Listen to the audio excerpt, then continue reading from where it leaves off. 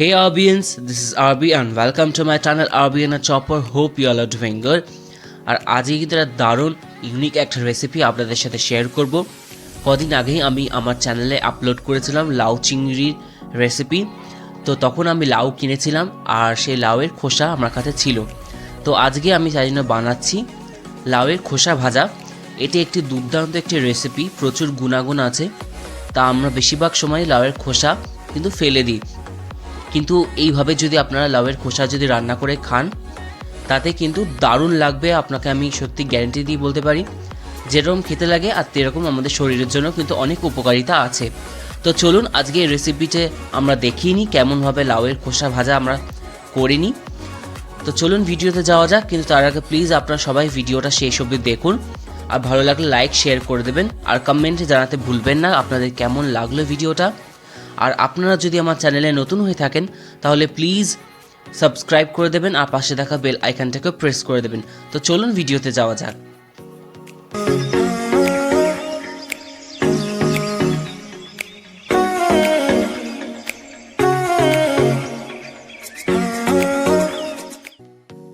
তো প্রথমেই আমরা একটা কড়াই নিয়ে নেব, তার মধ্যে কিন্তু আমরা 3 থেকে 4 চামচ মতন সর্ষে তেল অ্যাড করব।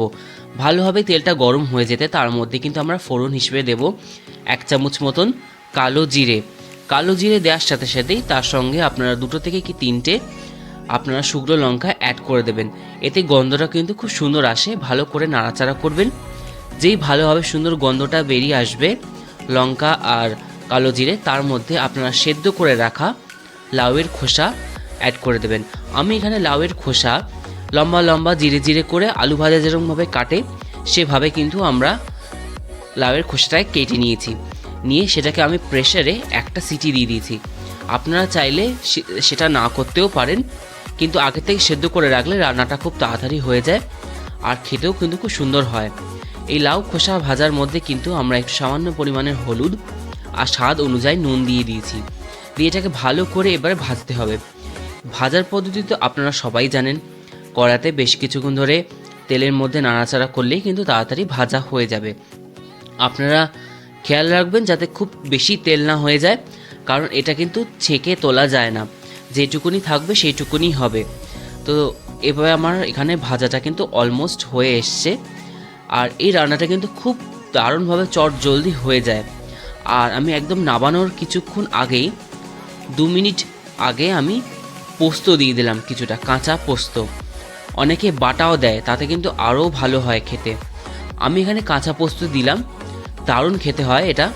কাঁচা পোস্তটা দিয়ে ভালো করে ভেজে নেব যাতে পোস্তর দানাগুলো সুন্দর করে টোস্ট হয়ে যায় আর ভাজা হয়ে যায়। তাতেও কিন্তু একটা আলাদা খুব সুন্দর মাত্রা এনে দেয় এই রান্নাটার। গরম গরম ভাতের সাথে কিন্তু দারুণ লাগে খেতে। তো রান্নাটা আমার হয়েই গেছে। গরম গরম ভাতের সাথে শুকনো মেখে খাবেন, দারুণ লাগবে। এই যে কিছু ছবি তুলে ধরলাম আপনাদের জন্যে। তো আজকের মতন আমাকে অনুমতি দিন, ভিডিওটা আজকের মতন এখানেই শেষ করছি। আপনারা ভালো থাকবেন, সুস্থ থাকবেন। আর ভিডিওটা ভালো লাগলে প্লিজ লাইক শেয়ার কমেন্ট করে দিন। আবার দেখা হবে পরে কোনো একটি রান্নার ভিডিওতে কিংবা একটি ব্লগের ভিডিওতে।